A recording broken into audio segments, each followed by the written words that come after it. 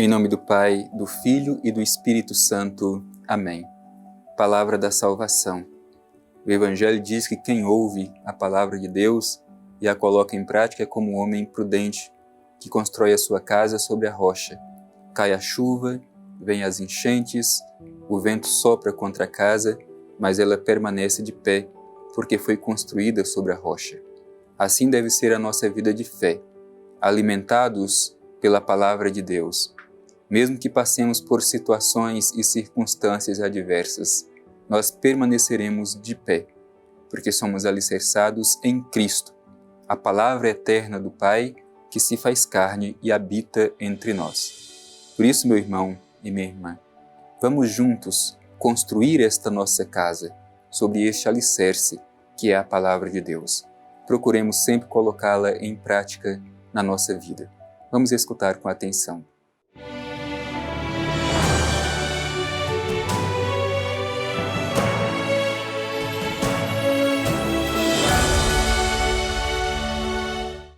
Proclamação do Evangelho de Jesus Cristo segundo Marcos.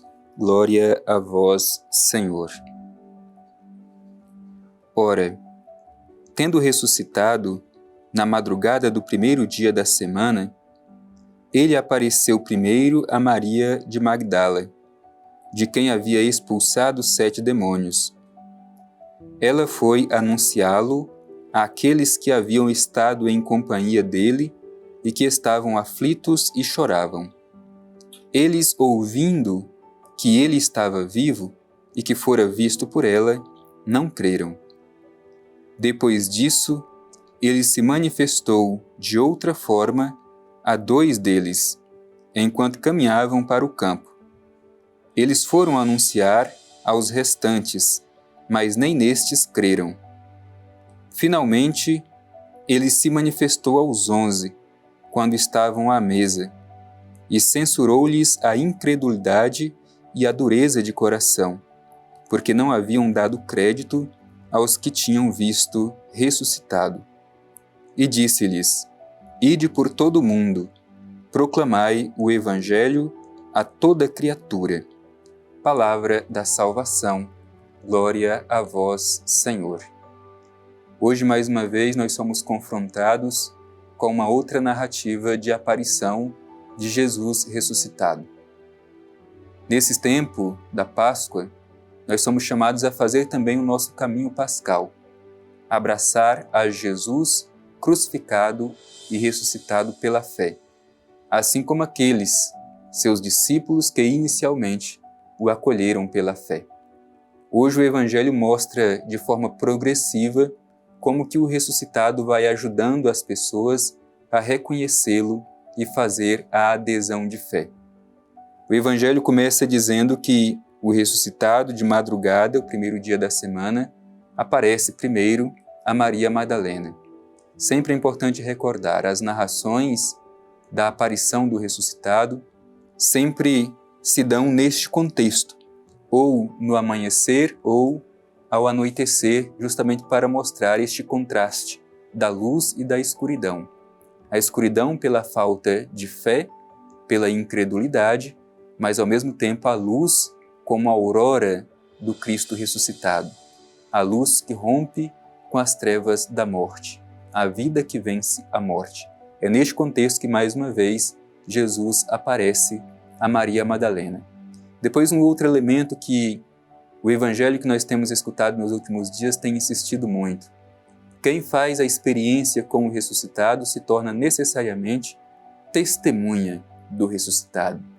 Madalena o reconheceu e imediatamente se colocou como testemunha do ressuscitado.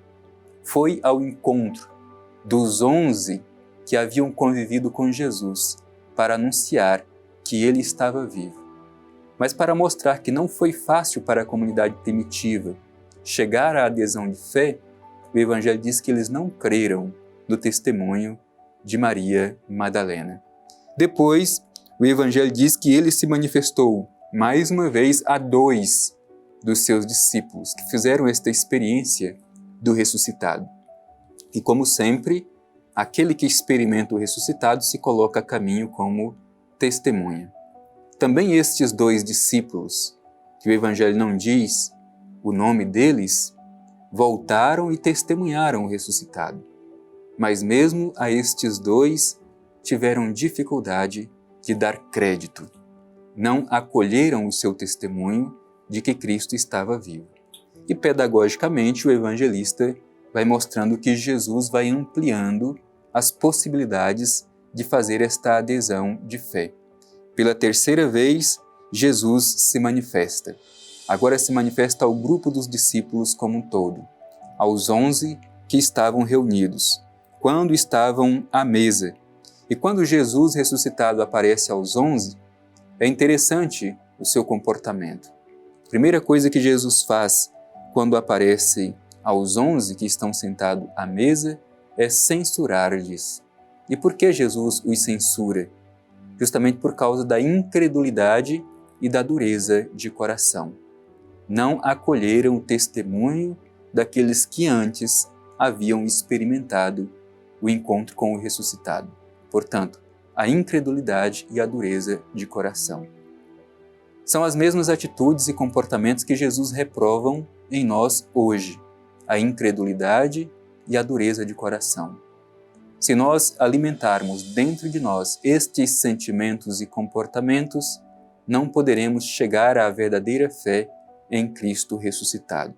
Por isso verifiquemos se também em nós não permanecem ainda as sombras da incredulidade e se o nosso coração não está demasiadamente endurecido, a tal ponto de não saber acolher o ressuscitado em nosso meio. Deste modo, depois de fazer esta censura à incredulidade e à dureza de coração por não ter acreditado no testemunho daqueles que haviam experimentado, Jesus entrega aos seus discípulos o mandato missionário. Ele conclui a sua missão terrena e agora confia à Igreja a missão de continuar aquilo que ele havia começado. Portanto, a missão da Igreja não é uma missão diferente da de Jesus. A missão da Igreja é um prolongamento da missão do próprio Cristo. Onde esteve Cristo é onde deve estar a Igreja. As escolhas de Cristo devem ser a escolha da Igreja, porque a Igreja é chamada a ser a presença de Jesus no mundo de hoje. Vejamos o mandato missionário de Jesus aos seus discípulos. Ide por todo o mundo, proclamai o Evangelho a toda criatura. Para Jesus, a missão de proclamar o Evangelho, ela é destinada a toda a humanidade e não a um grupo de privilegiados. Portanto, a Igreja tem como destinatário da sua missão todas as pessoas, toda a criatura, toda a humanidade. O Evangelho deve chegar ao coração de todas as pessoas. Não há um grupo de privilegiados como destinatário do Evangelho.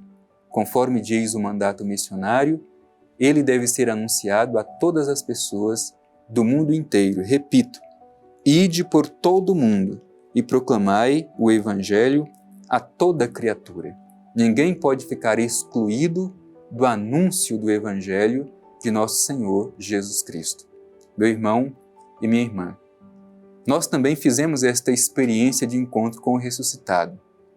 O celebramos na liturgia e renovamos a nossa fé. Cremos no Cristo, crucificado e ressuscitado. Agora devemos nos tornar também testemunhas da ressurreição. Se hoje nós cremos, é porque um dia alguém testemunhou. Aqueles que virão depois de nós dependem também do nosso testemunho. Recebamos o mandato missionário de Jesus. Assim como os discípulos de outrora, hoje, pelo batismo, nós recebemos este mandato. Ide por todo o mundo e anunciai o Evangelho a toda criatura. Somos nós, os enviados, os missionários, a anunciar o Evangelho de nosso Senhor Jesus Cristo. Não tenhamos medo, deixemo-nos ser interpelados pela presença de Cristo, morto e ressuscitado, que se manifesta em nossa vida e nos confia a sua missão. A missão não será realizada simplesmente pelas nossas próprias forças, mas pela força do próprio ressuscitado em nós, pelo seu Espírito que age na vida da Igreja. Portanto, Tenhamos coragem e, com disposição, anunciemos o Evangelho de Jesus Cristo.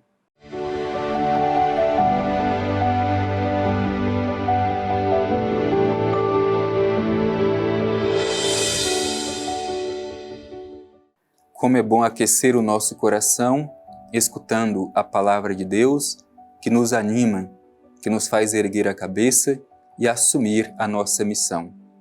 Hoje, conforme ouvimos no Evangelho, Jesus dá aos seus discípulos o mandato missionário. Nós queremos rezar ao Pai Eterno, pedindo encorajamento para assumir para valer a nossa missão de batizados. Rezemos juntos. Pai Eterno, nosso Pai e nosso Criador, te pedimos no dia de hoje a força do Teu Espírito Santo para que sejamos na Igreja instrumentos, testemunhas da ressurreição. Te pedimos, Pai Eterno, que o nosso coração não seja marcado pela incredulidade e nem pela dureza que impede de reconhecer a presença de Teu Filho Jesus, crucificado e ressuscitado, presente no meio de nós. Obrigado por esta oportunidade, por este encontro de fé que aquece o nosso coração. Assim seja. Amém. O Senhor esteja convosco, Ele está no meio de nós. Abençoe-vos o Deus Todo-Poderoso, Pai, Filho e Espírito Santo. Amém.